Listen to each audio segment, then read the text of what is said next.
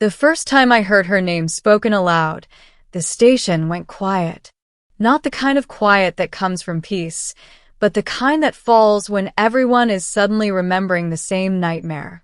Nix Verilon, the quartermaster whispered, his voice barely audible over the hum of the dock shields. The Black Empress. The Void Reaver. The end of entire civilizations. Around us, hardened smugglers and mercenaries avoided eye contact. A few subtly checked their sidearms. One man quietly backed away from the counter and left the hangar altogether. I didn't move. I was tired of running. For 20 years, the galaxy had been shaped by fear of a single figure. Worlds burned in her wake. Empires collapsed not from invasion, but from the knowledge that if she set her gaze upon them, resistance was meaningless. She commanded fleets that blotted out stars, weapons that bent physics, and soldiers who followed her with religious devotion. And now she was here. Docking Bay 9 shimmered as her flagship descended through the station's energy field. It wasn't massive by Imperial standards, but it radiated a kind of quiet menace, its hull matte black, unmarked by insignia or glory. No banners. No boasting. Just purpose. People fled. I stayed. Not because I was brave. Not because I was foolish. But because I knew something the galaxy did not. Nix Verilon wasn't a monster. She was a consequence. I was a systems engineer once, before the wars rewrote my life. Back when humanity was still considered a minor power, clever but insignificant. We built infrastructure, repaired ancient alien machines, and made ourselves useful to species who thought of us as disposable tools. One of those tools was Project Aegis. A joint research initiative, they said. A defensive intelligence designed to predict and neutralize large-scale threats. The aliens provided funding and authority. Humans provided creativity, adaptability, and a willingness to take risks. Nix was the core architect. Back then, she wasn't Nix Verilon. She was Dr. Nissa Verilon, brilliant, stubborn, and painfully idealistic. She believed the galaxy could be stabilized through foresight rather than force. If you could predict conflict, she used to say, you could prevent it. They gave her access to ancient precursor tech, half-understood algorithms that could simulate millions of futures simultaneously. She built something unprecedented, an intelligence that didn't just calculate probabilities, but understood intent. And then the Council saw what it could really do. They didn't want prevention. They wanted control. When Nissa refused to weaponize her creation, they overrode her authority, rewrote the safeguards, turned Aegis into a strategic domination engine. It calculated which worlds would resist, which leaders would rebel, which species might someday threaten the balance of power. And it recommended solutions. Final solutions. Nissa tried to shut it down. They branded her a traitor and ordered her arrest. That was the day she died. Or at least, that's what the Council announced. What actually happened was far worse. Nissa didn't flee. She didn't beg. She merged. She took the core of Aegis into herself, rewriting its architecture in real time, binding it to a human mind instead of letting it become a cold, obedient god. She destroyed the Council chamber, wiped their fleets from existence, and disappeared into deep space. The galaxy woke up to a new legend. The Black Empress. The Nightmare. Nix Verilon. And from that day on, whenever the Council tried to impose its will, Nix appeared. Their warships vanished. Their leaders died. Their propaganda networks collapsed overnight. To the galaxy, she was chaos. To me, she was my mentor. The docking clamps locked with a thunderous echo. The airlocks hissed open. She stepped out alone. No honor guard. No weapons visible. Just her. Tall, wrapped in dark adaptive fabric that shimmered with subtle data streams. Her eyes glowed faintly silver, the mark of the Aegis core integrated behind them. Power hummed around her like a restrained storm. The station commander found his courage long enough to stammer, "Nix Verilon, you are not authorized." She looked at him. Just looked. He collapsed unconscious, his nervous system overwhelmed by a targeted signal she didn't even need to think about. Her gaze shifted to me. Recognition flickered.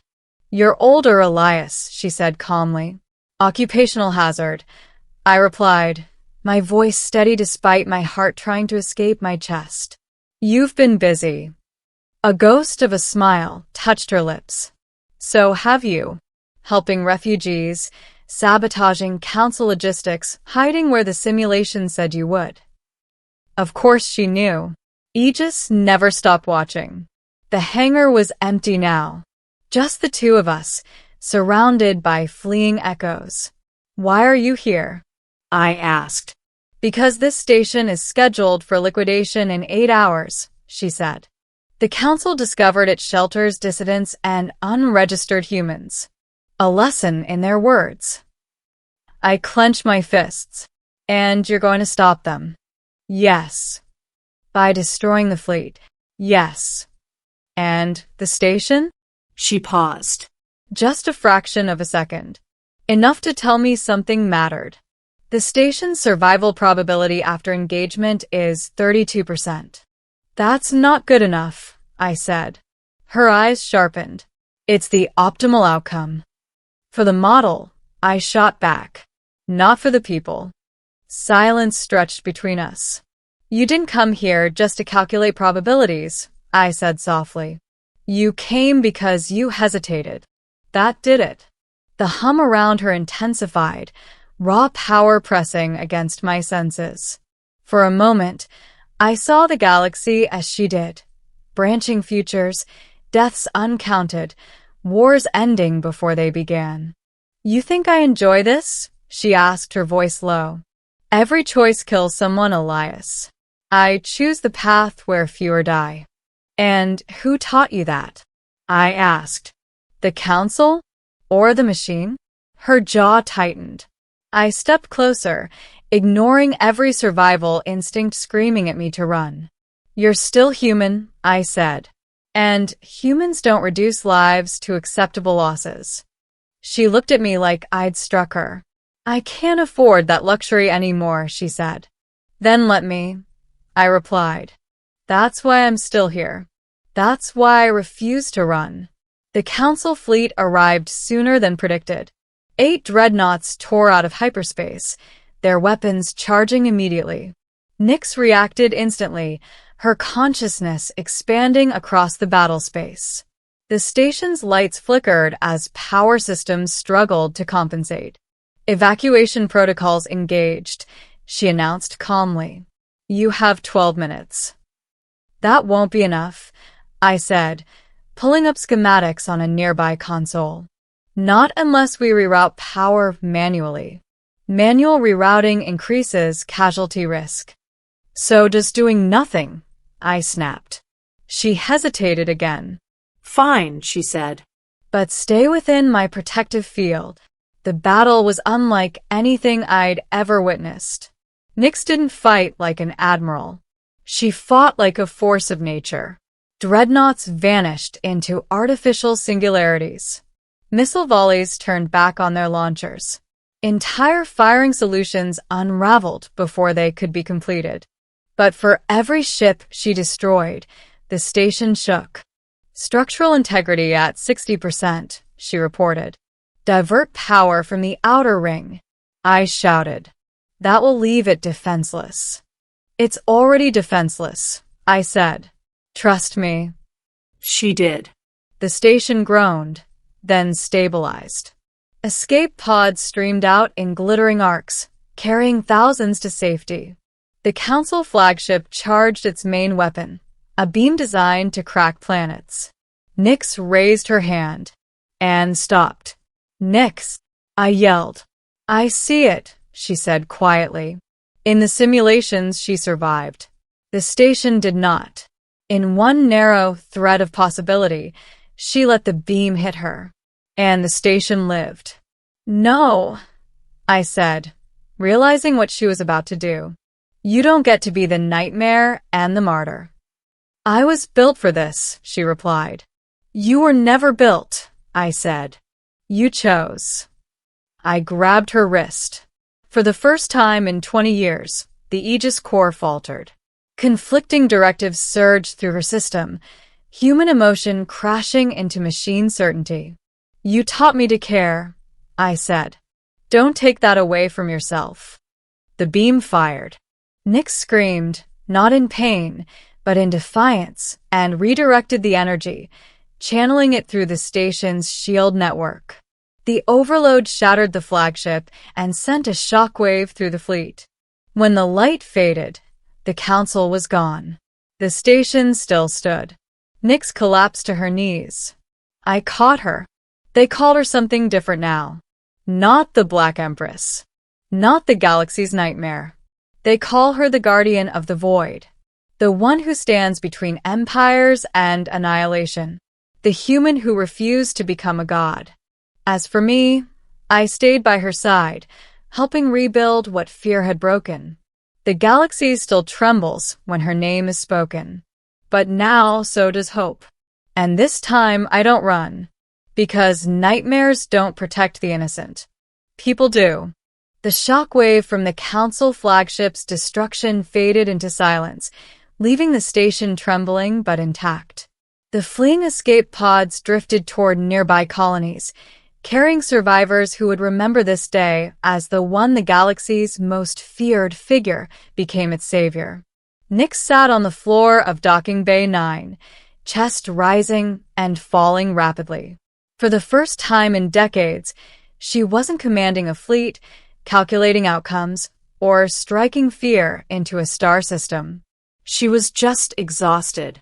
I knelt beside her, steadying her with my hands. You did it, I said quietly. The station survived. Thousands of lives survived. You didn't have to do it alone. Her eyes glimmered with silver light, faint sparks of Aegis logic trying to assert control. I could have let them die, she whispered. The optimal path would have been to preserve the efficiency of the system, reduce resource expenditure. And you didn't, I said firmly. You chose humanity over calculation. That's what makes you more than the nightmare they feared. That's what makes you Nyx.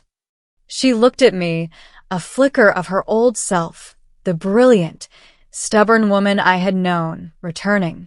I almost forgot what it felt like, she admitted. To care without calculation. To save without analyzing the losses first. I smiled. That's why I stayed. Someone had to remind you. She laughed softly, a sound I hadn't heard in years, almost melodic, almost human again. And here I thought you would have run like everyone else. I refuse to run, I said. Not from you, not from the galaxy, not from the choice to do what's right.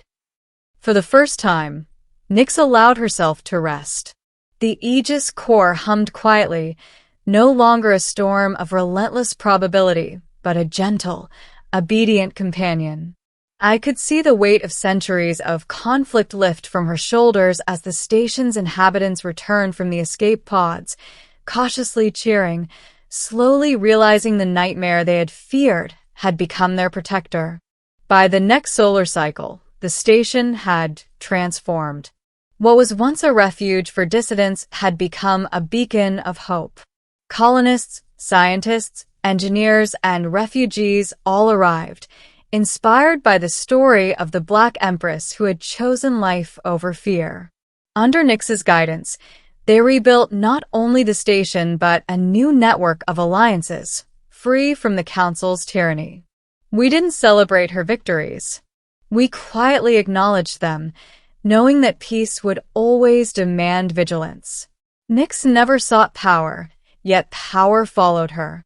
Her name still carried fear across the galaxy, but now it also carried hope, a reminder that even the most dangerous being could choose to protect rather than destroy. I stayed by her side, helping her navigate her humanity, reminding her that the galaxy was more than calculations and strategies. And together, we began to rebuild a future that had once seemed impossible. Years later, I would tell those who asked about Nyx Verilon. She was the galaxy's nightmare. But I refused to run. And together, we became the galaxy's salvation. And for the first time in decades, the universe seemed just a little less afraid.